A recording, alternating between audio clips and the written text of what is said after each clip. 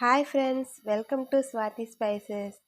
గుమగుమలాడే ఎగ్ బిర్యానీ ఇంట్లోనే క్విక్గా ఈజీగా అందరూ తయారు చేసుకునే విధంగా తయారు చేశాను. ఎలా తయారు చేసుకోవాలో ఇప్పుడు చూద్దాం. ముందుగా ఒక ప్యాన్ తీసుకొని కొంచెం ఆయిల్ వేసుకొని కొన్ని ఆనియన్ ముక్కలు వేసుకొని ఫ్రైడ్ ఆనియన్స్గా చేసుకొని పక్కన పెట్టుకోవాలి. మిగిలిన ఆయిల్లో చిటికెడు పసుపు వేసి ఒక 4 గుడ్లను వరకు ఫ్రై చేసుకొని గోల్డెన్ కలర్లో వచ్చే వరకు ఫ్రై చేసుకొని వాటిని కూడా పక్కన పెట్టుకోవాలి. అదే ఆయిల్లో 5-6 జీడిపప్పులను వేసుకొని వాటిని కూడా బాగా ఫ్రై చేసుకోవాలి.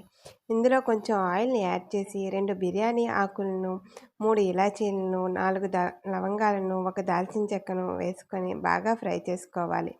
ఇలా ఫ్రై చేసుకున్న వాటిలో మిగిలిన ఆనియన్స్ కూడా వేసుకొని వాటిని కూడా బాగా ఫ్రై చేసి ఒక 4-5 పచ్చిమిరపకాయలను చీల్చి వేసుకోవాలి. ఒక టమాటాను చిన్న ముక్కలుగా కట్ చేసుకొని వాటిని కూడా బాగా మగ్గనివ్వాలి.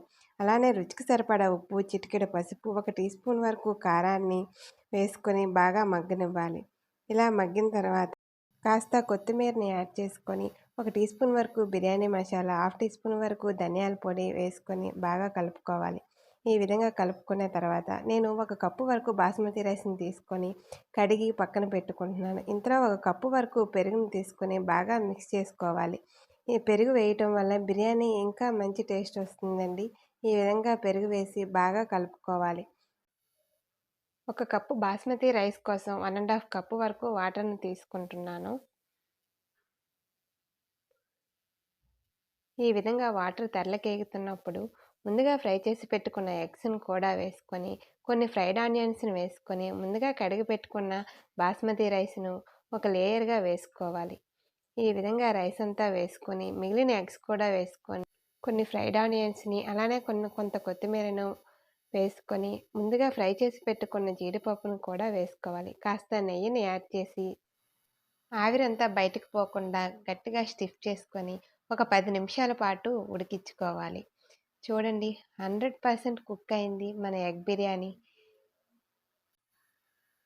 చికెన్ బిర్యానీతో ఈక్వల్గా ఉంటుందండి ఎగ్ బిర్యానీ కూడా. మీరు కూడా ఒకసారి ట్రై చేసి మీకు ఎలా వచ్చిందో కామెంట్ సెక్షన్లో కామెంట్ చేయండి. కొత్తగా నా ఛానల్ ఎవరైనా చూస్తున్నట్లయితే ఇప్పుడే సబ్స్క్రైబ్ చేసుకోండి. మరి టేస్ట్ ఎలా వచ్చిందో అడుగుదామా? ఆ ఎక్స్ప్రెషన్ చూస్తేనే మీకు అర్థమవుతుంది కదా. సబ్స్క్రైబ్ చేసుకోవచ్చు కదా.